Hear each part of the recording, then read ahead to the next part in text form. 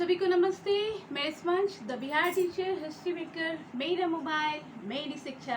आज मैं पुनः आई हूँ और आज मैं पुनः अपने इतिहास कैचअप कोर्स को कंप्लीट करूँगी। और जैसा कि आप सभी जानते हैं, मैं क्लास 8 यानी 7 की क्लास 8 के बच्चे जो अभी 7 की कैचअप कोर्स की पढ़ाई कर रहे हैं, तो उनका इतिहास पढ़ा रही हूँ। तो इसी क्रम में मैंने आपको अभी मैं पढ़ा रही हूँ मध्यकाल का इतिहास। ऐसे क्लास 7 में आपको मूलतः मध्यकाल कंसर्निंग आपको पढ़ना है, जब तक कि ना मुगल्स और अंग्रेज का इमरजेंस, बस यही तक पढ़ना है ना। तो अभी इसमें और मैंने देखा है, अभी आप लोगों को मुझे 4 चैप्टर और पढ़ाने हैं। तो उस क्रम में मैं आज आप लोगों को पढ़ा रही हूँ मध्यकाल के इतिहास में। उस दिन मैंने बताया था मध्यकाल में सल्तनत कालीन शासकों की उपलब्धियाँ। उसी क्रम को आज मैं पुनः कंटिन्यू करती हूँ और सल्तनत कालीन प्रशासन के बारे में आज मैं आपको पढ़ाऊंगी। जैसा कि आप सभी जानते हैं, सल्तनत कालीन शासन की शुरुआत हमारे भारत में हो गई थी 1198 के बाद से ही, और इसकी नींव पड़ी थी 1300 ईस्वी में। और इसमें मुख्यतः 5 राजवंशों का उदय हुआ था। जिन्हें 5 राजवंशों का उदय हुआ था उनके नाम भी मैंने आपको लिखवाए हैं, जैसे गुलाम वंश, उसके बाद गुलाम वंश के बाद आपका आ गया खिलजी वंश, उसके बाद आपका आ गया सैयद वंश, उसके बाद तुगलक वंश, और सबसे आखिर में आया है आपका लोधी वंश। यानी 5 डायनेस्टीज में जो मुख्यतः भारत पर सल्तनतकालीन शासन के अंतर्गत शासन किए, ये कौन थे? तो ये मोहम्मद गौरी के जो गुलाम थे, उन्होंने भारत पे शासन किया। और इस क्रम में मैंने बताया कि ये अरब तुर्क थे और ये जब भारत में आए थे तो भारत में एक नया धर्म, नई सभ्यता को लाए थे, और अपने साथ इन्होंने भारत में कुछ नई पद्धतियों को भी अपनाया। और हमारे भारत में इन्होंने 300 साल तक शासन किया। यहाँ तक तो बात क्लियर थी। अब मैं इनके प्रशासन की बात को यहाँ पर आपको बताती हूँ कि इन्होंने इतने बड़े भारत पर 300 साल आके शासन किया कैसे। तो शासन करने के लिए सबसे बड़ी चीज होती है प्रशासन। कहीं का भी प्रशासन अगर चुस्त दुरुस्त होगा, उसके काम करने वाले लोग नियम कानून से काम करेंगे, सभी लोग इकाई बनाकर, यूनिट बनाकर एक एक काम की देखभाल करेंगे, तो कोई भी काम अच्छे से होगा। यही काम इन्होंने किया था। इन्होंने प्रशासन को अपना बहुत स्ट्रांग रखा था, और स्ट्रांग रखने के क्रम में इन्होंने अपने प्रशासन की जो व्यवस्था की थी, तो इनका जो सल्तनत कालीन प्रशासन है, आप यहाँ पे देखिएगा, मैंने बुलेट्स बना के आपको दिए हैं, पॉइंट आउट किया है कि इनका प्रशासन 2 तरह से चलता था। एक चलता था केंद्रीय प्रशासन और दूसरा चलता था प्रांतीय प्रशासन। जैसे अभी के समय में हमारे यहाँ अभी भी केंद्र की सरकार और राज्य की सरकार है। ये उस जमाने में भी उन्होंने इसकी नींव रखी हुई थी।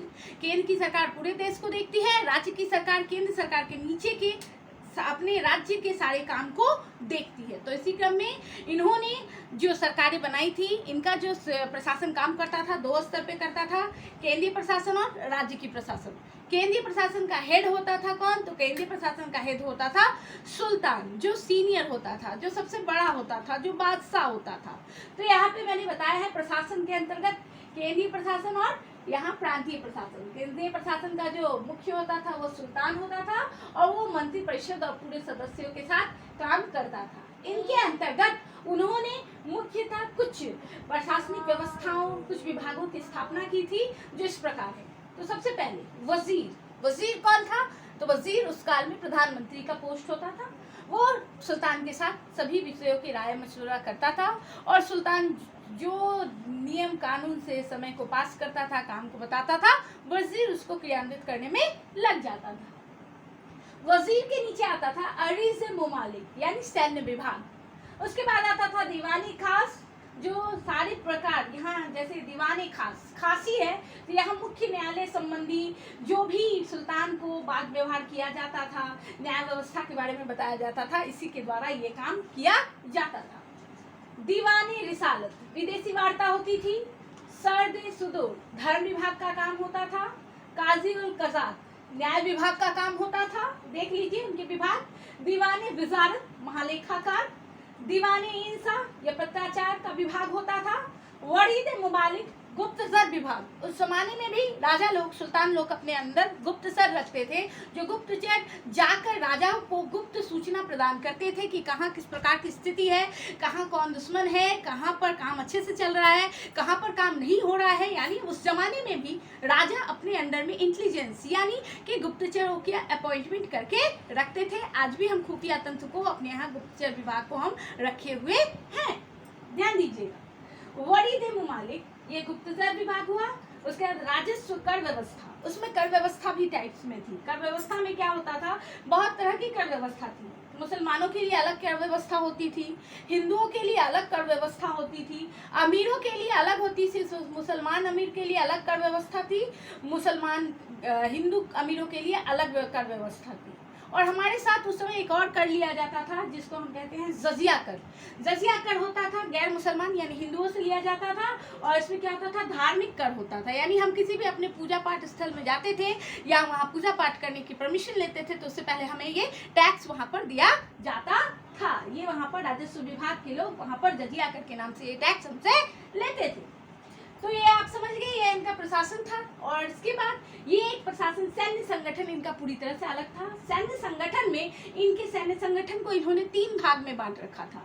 आप देखिएगा, मैंने इसको कैटेगराइज किया हुआ है सैन्य संगठन। तो सल्तनतकालीन सैन्य संगठन में वो सैन्य संगठन को ज्यादा प्रोत्साहन देते थे क्योंकि अपनी सेना के ही बल पे उन्होंने भारत पे शासन किया था। तो सैन्य संगठन को वो बहुत ज्यादा ही अपने साथ स्पेशल पक्ष के साथ रखते थे। तो जैसे है सैन्य संगठन के अंतर्गत आता था केंद्रीय सेना और प्रांतीय सेना। केंद्र की सेना को कहा जाता था हस्मे बल और प्रांतीय सेना को कहा जाता था हस्मे अतरफ। ये नाम थे, हस्मे बल केंद्र का और हस्मे अतरफ था प्रांतीय। उसके बाद है खास खेल। इसमें किस प्रकार की सेना होती थी, जो स्थायी सेना होती थी उनको खास खेल की पदवी दी जाती थी। नेक्स्ट था दशमलव प्रणाली। उस जमाने में दशमलव प्रणाली नाम की भी सेना हुआ करती थी जिसमें राजा अपने अनगिनत सैनिक, रथ सेना, बल सेना, हाथी सेना, घुड़ सेना, पैदल सेना, स्थायी सेना, अस्थायी सेना यानी बारूद सेना, यानी अपना बारूद का तो कंसेप्शन मुगल्स के समय आया था।